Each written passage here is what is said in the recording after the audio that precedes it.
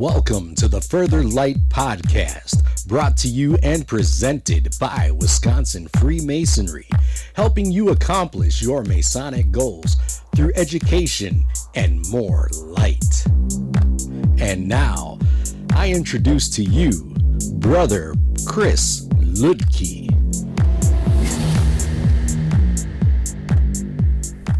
This is Brother Chris Ludke, and today I want to explore Masonry under the Reich, Part 5. Now, in the past 4 episodes, we've dealt with what happened up to the Nazis, 1933, what happened under the Nazis, what happened during the war, either in continental Europe or in the camps. So we've dealt with a lot of different ideas, but we haven't dealt with how Masonry will rebuild in Germany. Why is this podcast, for many, the first introduction to Masonry under the Reich? Why isn't this something that we talk about on a more regular basis? How did this forgotten period of Masonic history form? Who created it and why? The first half of this episode, we're going to focus on rebirth. How did the German lodges rebuild? In the second, we're going to focus on the idea of memory. We're going to be diving into some nuance, some theory as to what happened. Now, to give you an idea of what post-war Germany looks like, the Allies have firebombed Hamburg, Copenhagen, Berlin, Dresden, so much of Germany. It is now split between the Soviets in the east and the Western occupiers on the other side, the Americans, the French, the British.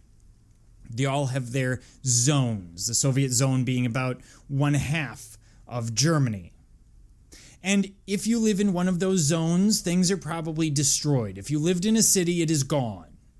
You live in rubble. Your job is gone. Your livelihood is probably gone for years to come. Your home, everything you've built, possibly everything you own, is gone. And this leads to a post-war European existential crisis. We see it in art, we see it in literature, we see it elsewhere, where they're questioning why they exist. What is the point of existence in the first place, if this is what we're going to do to each other? It is a depressing period, and understandably it is a depressing period. In terms of sources, I'm going to look at the Bennett thesis, the Thomas dissertation once again. But I'm also going to be looking at Jan Mueller, Memory and Power in Post-War Europe, Gilles McDonnell, After the Reich, The Brutal History of the Allied Occupation, and there are other sources that'll turn up here as well. There's one topic that I will not be dealing with here in terms of memory, which is the forget-me-not. That will be its own separate episode.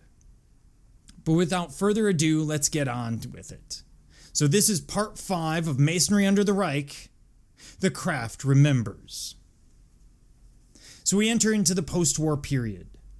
By May 7, 1945, at least 1.8 million German civilians and 3 million German troops lay dead. Those are probably conservative estimates, especially when it comes to civilians. We're really bad at counting that. There are 3.6 million homes destroyed, 7.5 million homeless people. To this came the liberators. And you would think all of the film, all of the books that you read, most of them talk about how wonderful it was, the liberators coming in, especially in Germany.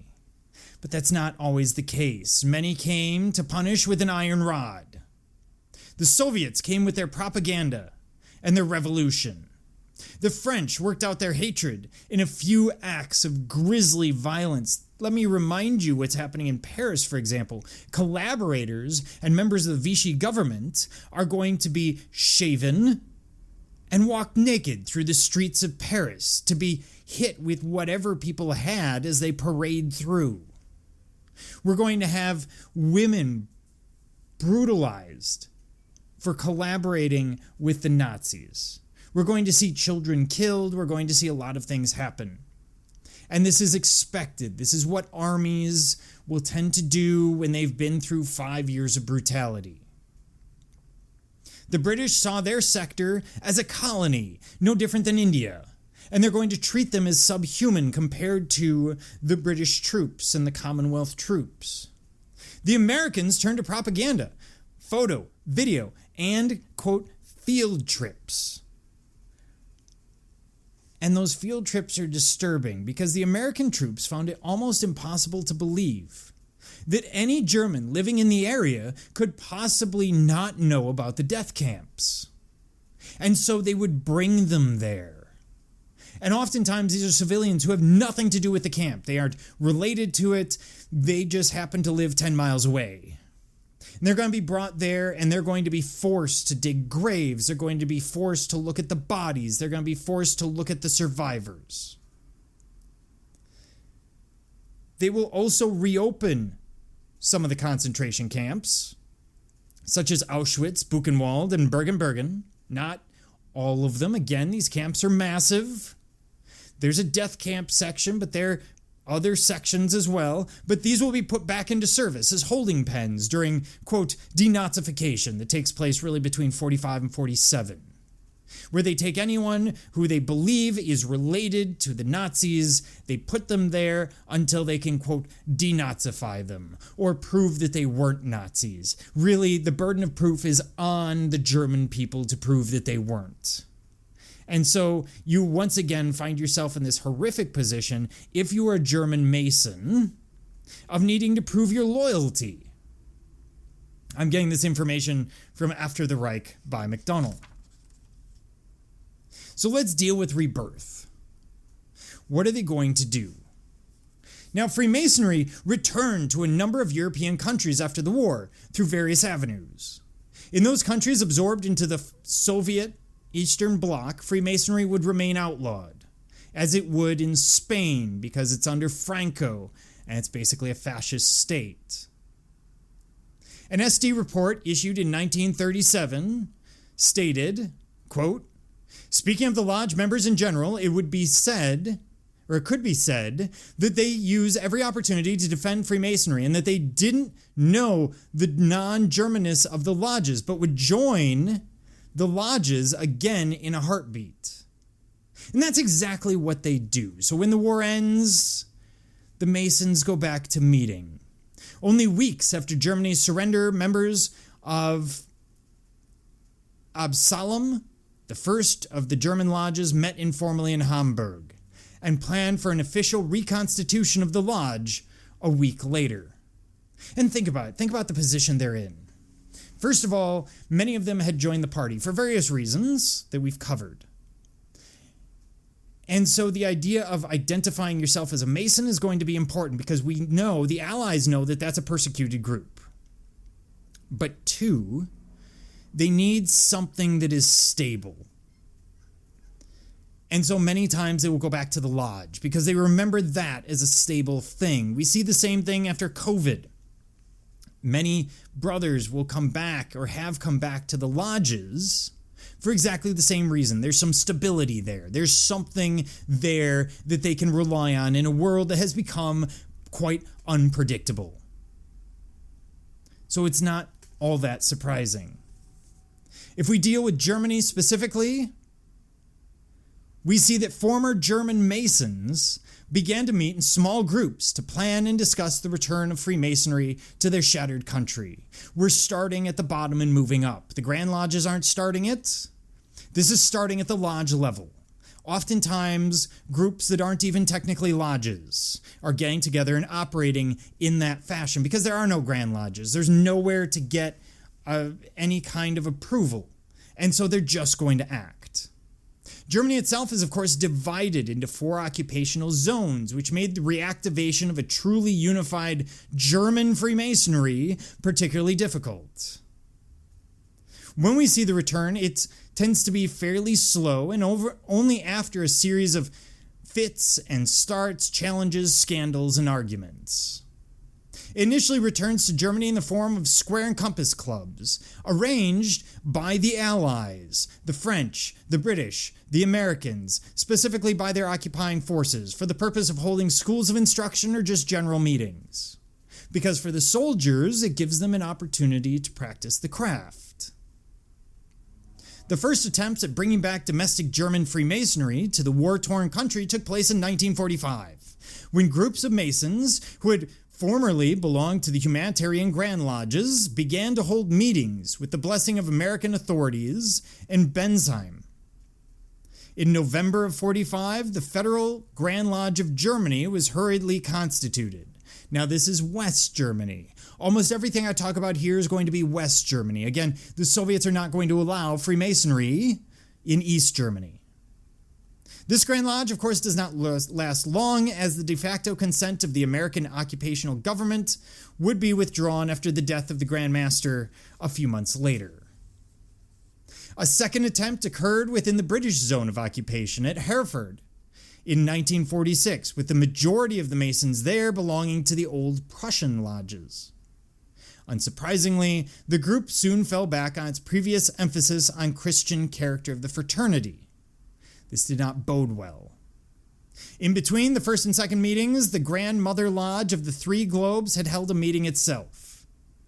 Early in the negotiations for the reformation of a Grand Lodge of Germany, it soon became clear that the past collusion with the Nazis would not be forgotten as quickly as possible. In 47, a group made up of representatives of both Humanitarian and Old Prussian Grand Lodges, known as the Frankfurter Convent, again that term convent from the university fraternities in Germany, met in Frankfurt in June of 47 in order to determine a basis for which German Freemasonry might begin operating again. This meeting would be presided over by Dr. August Pauls, who in his opening address to the group stated that the majority of German Freemasons had in fact remained loyal to Masonic ideals and had not collaborated with the Nazis in any way. Many in the group preferred to, quote, in the words of past Grand Master, Heinrich Hopker, quote, "Let the past be buried." They wanted to move past it for obvious reasons. You don't want to remember that. You don't want to remember the trauma. You don't want to remember the decisions. Even if it was pragmatic, it's still something that you don't want to remember and draw in on. A second meeting of the convent would be held in July, in which it was resolved that, in quote, "In the future, there shall be one single craft masonry, without any division between Christian and humanitarian doctrines. By acknowledging the humanitarian ideal, by sharing a pure and beautiful human love, and by recognizing the brotherhood of all men, we profess the religion in which all men agree. We therefore unanimously pledge ourselves to the brotherly love, which is the cornerstone and cement of our fraternity." What they have done there, with that meeting, with that quote, is gone on the humanitarian side. We will accept, we will unify, we are not going to worry about the Aryan paragraph, we're not going to worry about the Christian unions and orders that we see out of the old Prussian lodges. We're going to move ahead in a more humanitarian direction, referring to the Humanitarian Grand Lodges. In May of 48, another meeting takes place in Frankfurt with the Grand Masters of several of the Grand Lodges, of the reconstituted Grand Lodges. The attendees concluded that unity could only be obtained by establishing a humanitarian-based Grand Lodge for the whole of Germany, and that all Masonic bodies, even those determined to be irregular prior to 1933, the Symbolic Lodge being one of them, should be allowed to join the group. In October of 48, a Grand Masters Conference will be held and determined to join together in a united Grand Lodge of Freemasons in Germany. This group later elected Dr. Theodor Vogel, this is a name that's going to come up a couple of times here, past master of the Grand Lodge of the Sun, as its Grand Master, and adopted a basic set of organizational principles. These included stipulations that, quote, The essence and object of Freemasonry are fully comprised in the 3 craft degrees, and that the creed of a candidate should not constitute an obstacle of his admission. So that's going to be a very humanitarian idea, that as long as you believe in a supreme being, you should be allowed in. This declaration was soundly rejected by the reconstituted National Grand Lodge of Freemasons in Germany, who refused to join the group as it still held on to its Christian Swedish rights. So this is one of the 11 Grand Lodges. The National Grand Lodge of Freemasons, or Landeslodge, is taking an issue with this. By June of 1949, West German Freemasons met in Frankfurt and founded what would be known as the Grand Lodge of Ancient Free and Accepted Masons. Ironically, the symbolic lodge of Germany in exile, remember Muffelman? The lodge that had been ostracized by all other German Freemasons, helped reestablish this German Grand Lodge and brought Freemasonry back to Germany. The symbolic lodge was helped by the newly formed Grand Lodge of the State of Israel and the United Grand Lodge of England. The Landeslodge also revived, and in 1958, these 3 German lodges, along with the Grand Lodge of British Freemasons in Germany and the American-Canadian Grand Lodge, both of which are established by occupying armies, came together and formed what would become the United Grand Lodge of Germany, which remains the governing body of Masonic lodges in Germany to this day. So we just saw a fight break out. First between the Prussian Grand Lodges and the Humanitarian. And then some of the lodges got involved and said, hey, we're not entirely sure about these ideas. And it turns out that the little ostracized symbolic Grand Lodge of Germany, founded in 1930, the most vocal opponent to the Nazis, are going to be the key player that brings everyone together and reorganizes Masonry in Germany. Almost unsurprising, but it's one of those tales where it just kind of rolls everything up. The storylines all line up. It's the movie that we want to see, that's going to feel good, because the underdog ultimately is the one who has all the power and does the right thing. So it's that classic melodrama, that classic American tale that we love to see. But we also have to deal with a second issue. The lodges have been reconstituted. Now they have to deal with the issue of memory. And memory is, as I've touched on, a tricky thing. Every time you remember something, you slightly rewrite it. Memory is not something that is going to be absolute. Just because you remember something a certain way doesn't mean it actually happened that way. So that makes things even trickier. And then you add all of the complications of what's happening in Germany during this period, and you can imagine where this is going to have to go. So from 1945 until 1973, involvement and collaboration of some German Masonic groups with the Nazis remained hidden in the mist of the past, especially to English language historians and authors. This is an intentional move to try and forget those years, to try and forget what had happened in that period. And it's necessary to the very mental survival of the brothers involved.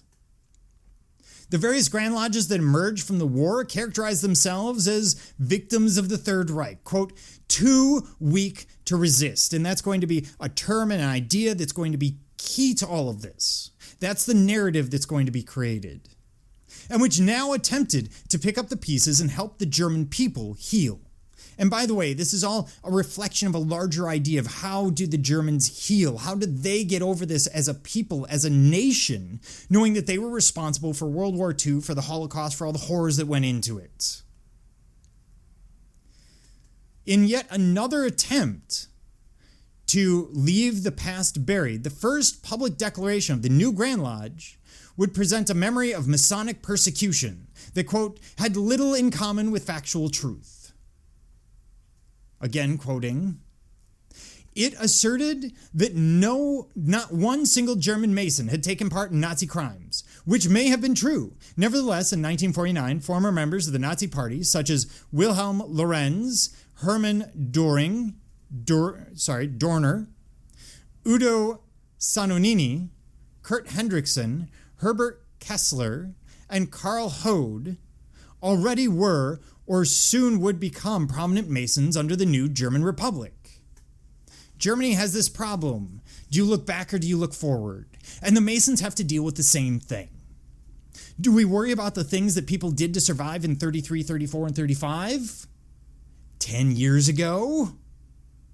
Or do we rely on the fact that they have grown and changed and the situation has simply altered?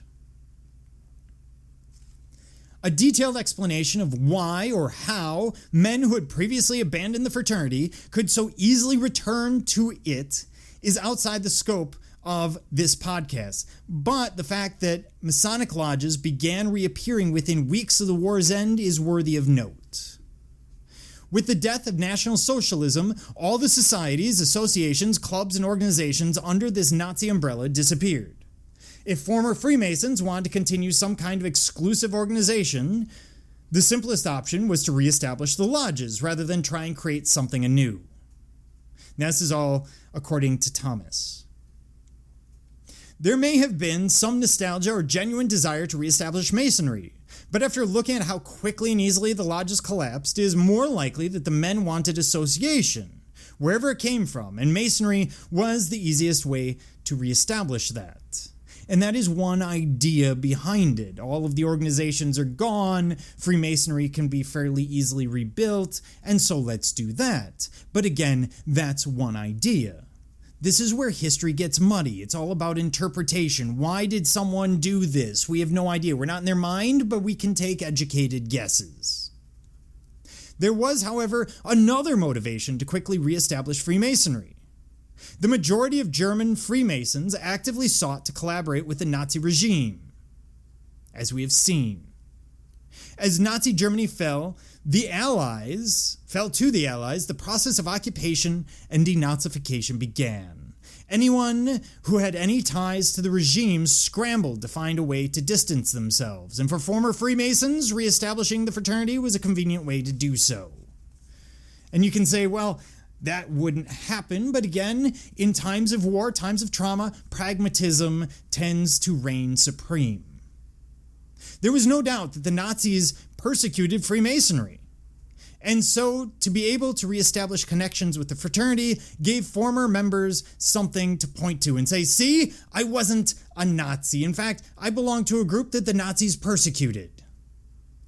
Before they could do this, however, the collaboration and willing cooperation of the previous decade had to somehow be explained in a way that acknowledged it and at the same time excused it. They are looking for forgiveness, but there's really no one to give them that, is there? Even if the other countries say, hey, we forgive you, it's not really the same thing. They're almost looking for forgiveness from themselves at this point. To that end, the lodges recreated their history under the Third Reich in a manner similar to that of the French regarding the Vichy government. Both Vichy and the majority of German Freemasons had made the same mistake and bet on the wrong horse. Although it was the right horse at the time. Again, they have no idea that the Nazis are going to win or lose, that Vichy is going to be the right or the wrong side of history. They simply attach themselves to whoever's in power at the time because surviving an extra day, week, or month is worth more than dying immediately on a poor decision. The nationalist, anti-Semitic Old Prussian lodges had gone to great lengths to distance themselves from the humanitarian lodges, and both Old Prussian and Humanitarian had gone to great lengths to distance themselves from the symbolic Grand Lodge of Germany. Yet, with Hitler's defeat, the tables were turned, and the Old Prussian and Humanitarian lodges stood on the wrong side, while the little symbolic Grand Lodge, which had previously been shunned by lodges on both sides of the Atlantic, as well as the Scottish Rite, could proudly boast of its activities under the regime. Men like Karl Hode, who was initially rejected from the party because of his membership, and struggled for years to get in, ultimately received an exemption from Hitler, returning to the lodges after the war in full fellowship. In Hode's case, he returned and served the lodge as a secretary until his death in 1973. Nobody challenged his return because most other German Freemasons had similar mixed histories. Thus, when German Freemasons began talking about life in the Third Reich, they imagined their actions as undesirable but necessary. An attempt to voluntarily give a little in order to achieve greater concessions, or avoid the forcing of greater concessions. In other words, if I leave the lodge which I love and join the party, I'm less likely to be punished in the same way as if I stay in the lodge. And again, pragmatism reigned supreme in these times. Just as the French reinvented Vichy France as a necessary or lesser of two evils, German Freemasons tried to justify their behavior in a similar fashion. In the interest of smoothing relations among German Freemasons, the Landeslodge issued a declaration in 1955, so before the United Grand Lodge of Germany, stating that it formally regretted the actions it took during the 1930s, including the severing of ties with other lodges. However, the declaration asked for understanding from other lodges, since these steps, though blatantly contrary to the basic tenets of Freemasonry, were taken in order to camouflage Freemasonry and escape the fate of other lodges. The myth of collaborating to protect was born. The declaration naturally caused a stir amongst other Grand Lodges, which were not so quick to forget, but at the same time were themselves guilty of coordinating to one degree or another. Once Neuberger, a profane, the Masonic term for a non-Mason, wrote his dissertation describing the Freemasons primarily as victims, Freemasons could begin to revisit the Hitler years and try again to reconstruct that history that the Landeslodge had suggested in 1955. Thus began the trickle of articles and short pieces on the victimization, persecution, and small but notable resistance of Masonic brothers. The symbolic Grand Lodge, which had been absolutely spurned by the old Prussian humanitarian lodges, suddenly became the poster child for the experience of Freemasonry in the Third Reich, as Freemasons fostered the image of the heroic minority struggling in the face of overwhelming Nazi pressure. And this is where we start running into issues. We get a lot of scholarship focusing on one side, basically looking at, because of confirmation bias or whatever other reason, they're trying to show the Masons as heroic, or at least as persecuted victims during the Hitler years. And the problem is that muddies the water. And so when you have historians coming in who are trying to put together the entire truth, the good, the bad, the indifferent, what I'm trying to do here, it becomes incredibly difficult because what's out there isn't really true. And that becomes clear when you start looking at sources because they start to reference each other and you see these problems arising. When you can't face your own truth, how can you possibly seek forgiveness, whether from yourself or from others? Once Bernheim and Melzer blew the whistle on this version of Masonic history, pointing out the errors and inconsistencies of the Freemasons as heroic underdogs, the debate over Masons as victims versus collaborators began. More important than identifying Freemasons as one or the other is examining the significance of the paradox.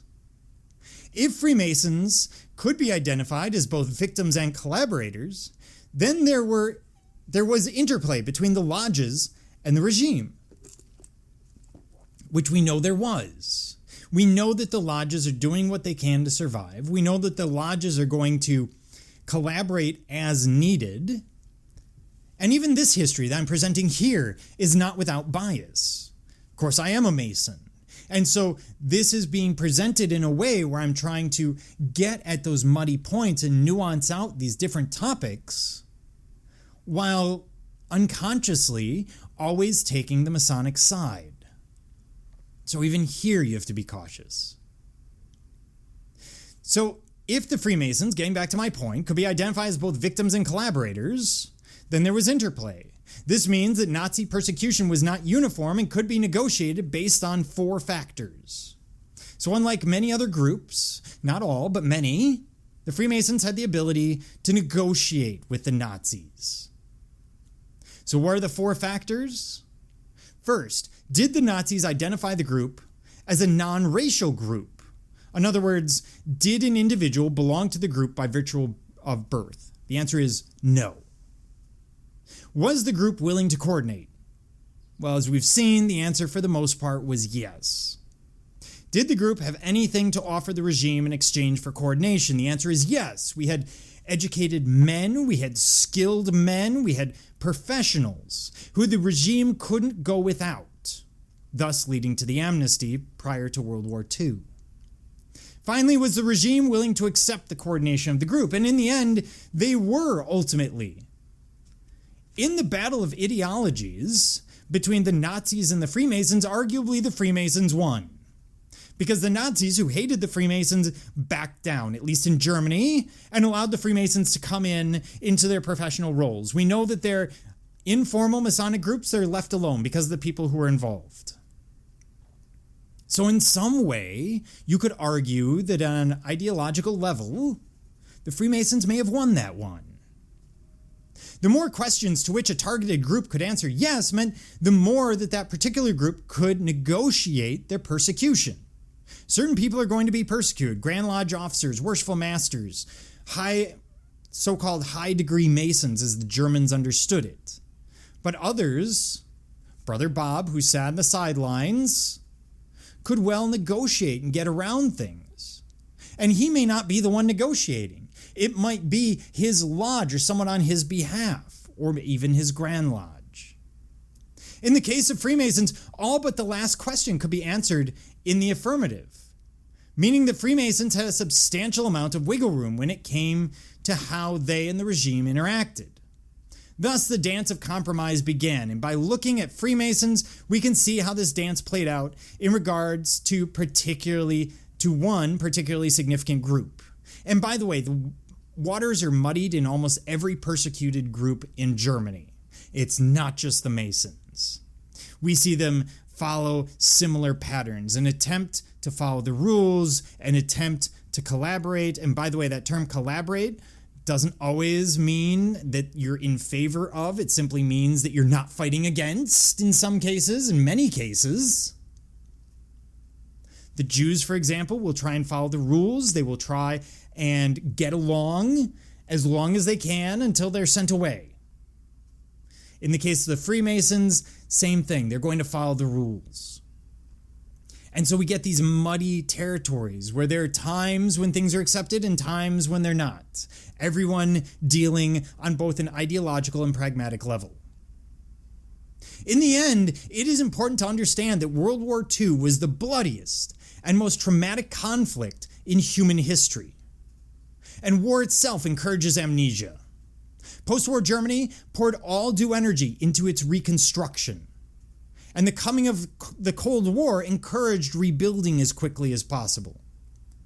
There was no broad repression of memories. Instead, memories were slowly and selectively changed or let go. Just to remind you, in times of trauma, it is natural to seek out ways to block or alter our past narratives, to change our understandings of ourselves and our actions and our reasons. Thus, myth-making in post-war Germany is born, and it doesn't just happen to Masons, it happens to just about everyone. And this is brought up by Mueller in Memory and Power. The story of a few members of the symbolic lodge becomes the story of German Masonry. Suddenly, that symbolic lodge has maybe 100,000 members. Everyone claims to have been a member of the symbolic lodge. And of course, many of those records no longer exist, or didn't at the time, although they do now. We have found them, many of them. Anything that was left in the East under Soviet control did not get accessed by the West until after 1990. The truth shifts as stories are going to be retold. After all, who do you want to be remembered as? A collaborator or the persecuted? In crisis, we all make pragmatic decisions based on the information at hand and our specific circumstances, which we understand as humans can change. While we may hope that we would act differently, in similar situational studies after the war by B.F. Skinner, the famous electrocute the other person study, we see that 85 to 90% of the population would have collaborated. Now think about that. We all sit here high and mighty in our history classes, reading our books, wherever else, and we say, I wouldn't collaborate. I'd fight against them. Who are you going to fight against? Are you going to take out a couple of SA troops just before you die? Are you going to try and take out the leader who you can't possibly get to? Or are you just going to go on and try to survive another day? And for the vast majority of people, that's what they're going to do. And in fact, the numbers that we see from Freemasonry pretty closely fit that 85 to 90% will just go along. Because they have to. Because there's a certain practical element. Yes, there are those who will fight. But even look at today. Look at who goes to protests.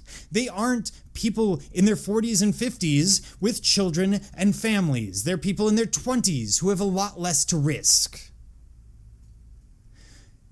And those aren't the people who were Freemasons in Germany in 1933. They aren't bringing in a lot of early 20s brothers. We're looking at a lot of gentlemen who have professional careers to think about, have families to think about, have their own survival to think about. And so they're going to follow along. And if you see your other brothers doing it, you're going to do it as well. Ultimately, survival trumps ideology. Add some manipulative psychology in there, and we don't stand a chance as humans. Look at how people follow politics today. People who 20 years ago would have been moderates or voting for either party, today are hard in one corner. These things happen over time, and we rewrite our narrative as they do. We forget who we voted for 20 years ago. We forget our ideals of 20 years ago. We are only who we are today. So the ultimate question of all of this is, do you stand for your ideals and watch your family become a target of aggression? Or join the party to ensure your family and perhaps your survival? At the end of the day, it's not just your life. It's not just the life of one Freemason who might stand up. At the end of the day, they're arguably victorious because Freemasonry comes back to Germany rapidly. So clearly it survives. It survives in the camps. It survives in the country in different forms. But ultimately it survives. Which brings us to our last topic. In the next episode, Masonry Under the Reich, Part 6, predictably, I want to cover the issue of the Forget-Me-Not.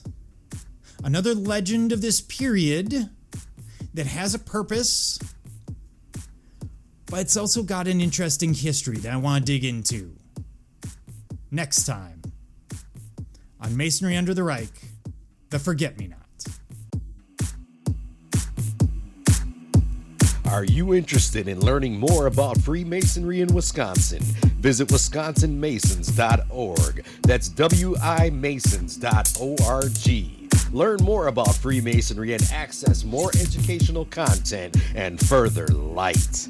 Any questions, comments, or suggestions, please email us at education@wimasons.org.